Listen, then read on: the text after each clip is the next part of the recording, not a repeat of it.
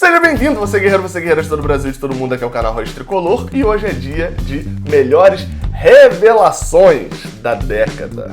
Garoto, tem muito garoto aí que foi revelado e se você quer entender o que é esse vídeo aqui, como que é essa série, etc., assiste o vídeo que tá vindo aí a seguir. Chegamos num ano redondo. Vamos lembrar então quais foram os destaques, os melhores dessa década que acabou de passar. 12 profissionais que trabalham com futebol e torcem para o Fluminense deram seus votos em 7 categorias, considerando tudo o que aconteceu no Flu a partir de 2010.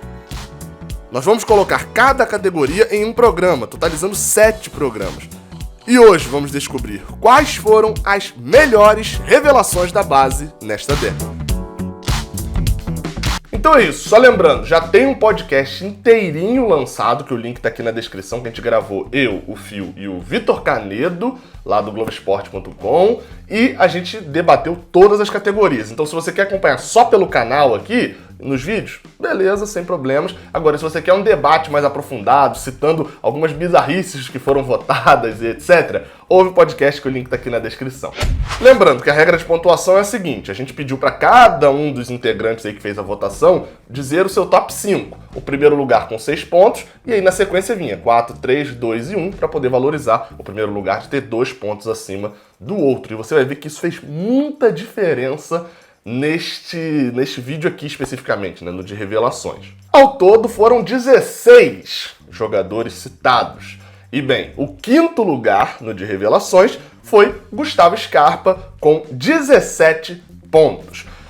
Bem, ele foi o camisa 10, às vezes camisa 40, mas camisa 10 do time durante pelo menos aí 3 anos, A gente pode dizer que 2017, 16 e 15, Gustavo Scarpa era o principal jogador do meio de campo do Fluminense, pelo menos assim. Mas tem ali o fator de muitos não terem lembrado de que ele é uma revelação, mas não é uma revelação do Fluminense. Eu deixei esse critério aberto, o jogador tinha aqui um joguinho pela base e subiu, ou o jogador foi contratado durante a base, o jogador veio de Xerém, não veio, foi contratado direto profissional, mas estreou aqui. Deixei esse critério aberto. E pelo visto muita gente considerou que Gustavo Scarpa não seria uma revelação do Fluminense, ou mesmo não viu futebol, que eu acho bem difícil. Ele, apesar dele não ter sido efetivamente revelado pelo Fluminense, aí, apesar do ranço na saída, é fato de que o Gustavo Scarpa jogou muito enquanto esteve aqui no Flu.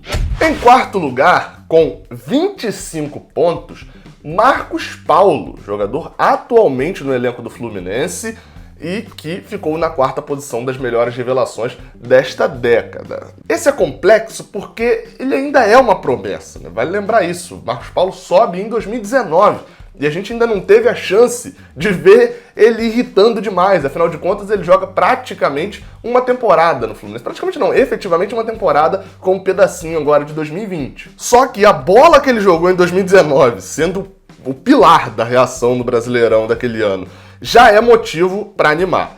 Vale lembrar, Marcos Paulo tem só 28 jogos como titular. E Scarpa, por exemplo, que é uma comparação, que foi o quinto lugar, tem 141. Olha a diferença entre um e outro, Mas mesmo assim, Marcos Paulo foi muito citado e a galera acredita que ele sim será uma das maiores revelações do Fluminense nessa década. Na terceira posição, aí é importante frisar, antes de eu falar da terceira posição, porque a regra era o seguinte: o outro era os melhores jogadores, o vídeo que já saiu aqui. Então era pelo que eles tinham feito apenas no Fluminense, porque eles fizeram fora dantes. Nesse caso das revelações, não. Era a melhor revelação do Fluminense, independente se ele jogou lá fora, jogou aqui, jogou em outro clube. Era quem foi revelado neste período, subiu da base profissional nesse período e jogou muita bola, independente de ser no Fluminense ou não. Explicado isso, o terceiro lugar é Gerson, com 29 pontos. Esse daqui claramente só tá nessa lista pelo que fez depois do Fluminense. Você pode dizer, não, ele fez muito ali no Fluminense, jogou e etc. Beleza, se você considerar que ele fez 49 jogos como titular, é praticamente uma temporada inteira sendo titular em todo jogo. É chamativo? É chamativo, óbvio. Mas se a gente for ver as partidas em que Gerson efetivamente jogou bem a ponto de ter destaque, elas são poucas, é porque são chamativas, Clássico, jogo contra o Palmeiras e tal. Mas de resto ele não foi esplendoroso assim aqui no Fluminense para estar, por exemplo, em terceiro lugar. Se a gente botar no embate com o Gustavo Scarpa, óbvio que para mim Scarpa jogou muito mais no Fluminense. Só que claramente Gerson tá aqui pelo que ele fez no rival, né? Voltou, foi lá pra Europa, também não fez muita coisa e voltou jogando muita bola, então tá aqui e faz sentido realmente, né? Continuando na ingratidão pro segundo lugar, você sabe, se eu falei continuando na ingratidão, a gente tá falando de Pedro, que foi o segundo lugar, a segunda melhor revelação do Fluminense nessa década, e ele teve um total de 34 pontos. Diferente de Gerson, que eu falei, né, que teve, apesar de jogar alguma quantidade grande de partidas no Fluminense, teve o seu maior destaque fora do Fluminense, Pedro não. Pedro que subiu em 2017, teve o seu grande ano em 2018, tem uma lesão muito séria, mas em 2019 até vinha bem até se transferir lá para a Itália, mas fica muito claro de que o grande momento de Pedro foi no Fluminense. Ele foi importantíssimo no momento de times muito ruins do Fluminense. E eu achei um dado que mostra isso claramente, que olha o desempenho do time enquanto Pedro jogou, né? Foram 37 vitórias e 35 derrotas, além de 22 empates com ele em campo. Ou seja, 37 vitórias e 35 derrotas. É praticamente o mesmo número. Isso para um time como o Fluminense, jogando primeiras fases de Copa do Brasil, estadual e etc., é um número terrivelmente baixo. E a culpa, obviamente, não era dele. Na verdade, a culpa é dele dessas 37 vitórias aí, muito mais, né? Já que em várias delas foi ele quem fez o gol da vitória. Só para destacar, Pedro no Fluminense, ele tem uma média de 1 gol a cada 2 partidas como titular. Ou seja, se ele foi titular num jogo, ele não fez gol, no próximo jogo como titular ele faria gol, pela média, né? Mas, enfim, é outro do que seguiu o caminho da trairagem, então, enfim, né? Segue.